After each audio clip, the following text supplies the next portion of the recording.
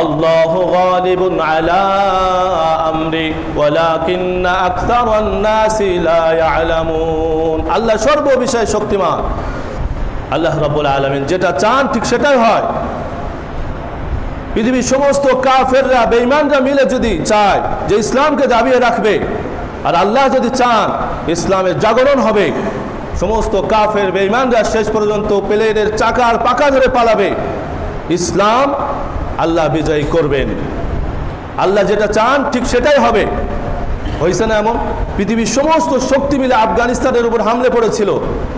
তারা চেয়েছিল ইসলামকে দাবিয়ে রাখবে, ইসলামের খিলাফাত যেন আর সূচনা না হয়। আল্লাহ চেয়েছে ইসলামের খিলাফতের সূচনা হবে। আল্লাহ যেটা চেয়েছেন ঠিক সেটাই হয়েছে। আর আমেরিকার ন্যাটো বাহিনী প্লেনের চাকা আর পাকা ধরে পালিয়েছে। আল্লাহু গালিবুন আলা আমরি ওয়ালাকিন্না আকসারান নাসি লা ইয়ালামুন। কিন্তু অধিকাংশ মানুষ এটা বিশ্বাস করে না। অধিকাংশ মানুষ মনে করে যার হাতে পারমাণবিক বোমা আছে সে শক্তিশালী। অধিকাংশ মানুষ মনে করে যে কখনো ইসলামের বিজয় হবে না। কিন্তু আল্লাহ যেটা চান ঠিক সেটাই হবে, কিন্তু অধিকাংশ মানুষ জানে না।